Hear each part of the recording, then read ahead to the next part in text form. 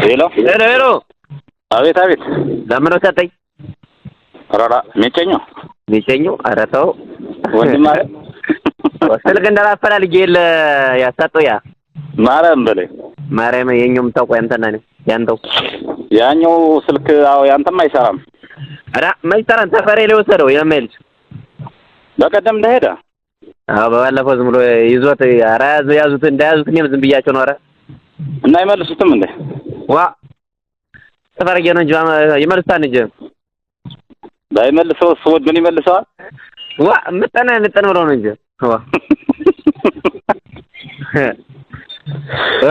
ተመይታኔ ደህንነትን እየጠየቁ ነው። በነገራችን ላይ እንደውም እኔ በጣም ብዙ ሰዎች ምናምን ደውልለት ምናምን ብለው የነበረ አይ እንትና ይደውልልህ ነበር የሆነ ያ ኮሎኔል አቤነህ የሚባለው የሆነ ኮሎኔል አቤነህ የሚባል ይደውልልህ ነበር። የለም እሱ በቃ ነፍሴን ሊያወጣኝ በቃ የመጨረሻ መጥቶ አግኝቶ ምናምን ማንን አንተን በቃ እሱ ካወራህ ምናምን አለኝ።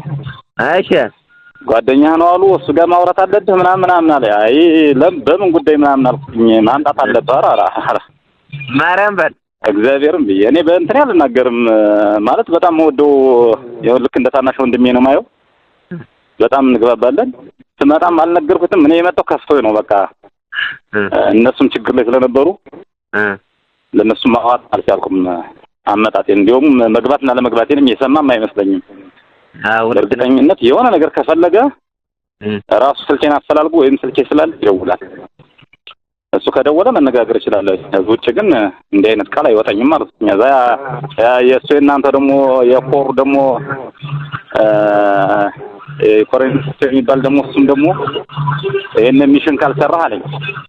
የለኛው ኮሩ እንዳለ ያገር በቃ ዝም ብላል በቃ እግዚአብሔርም ብዬ ጀነራልማ ደውሎልኝ ነበር። አንድ ጀነራል በዋትስአፕ ደወለልኝ። አዎ አወራኝና አይ እንግዲህ እንዴት እንደሆነ ውሳኔውን እኔ አላውቅም። ምናልባት ግጭት አለ፣ በርግጥ ልዩነት አለ። እንዴት እንደሆነ እኔ ብዙም አላውቅም። አሁን ከሱ ጋር ስለማላወራ ስመጣም ስላልነገርኩትኝ እንዴት በእንትን እንዳሉ ማለት ነው። ግን አሁን ብቻውን ነው ያለ።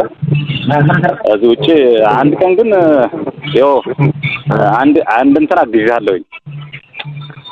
አንድ ቀን ወደ አንተ ምናምን ጥምር ጦሩ አልመጣም። ያኔ ተነጋግረን ያው መከላከያ ወደ እሱ ወጥቶ ምናምን እንዲዛ አድርገናል። ይሄን ስራ ሰርቻለሁ። ማንም አያውቅም። ማርያም በል እግዚአብሔር ምስክሬ ነው ብዬ እዛ በኋላ ግን ፕሮሚስ ገባሁላቸው። ምናልባት ይሄ ልጅ ዛሬ አግዘ ነው ነገ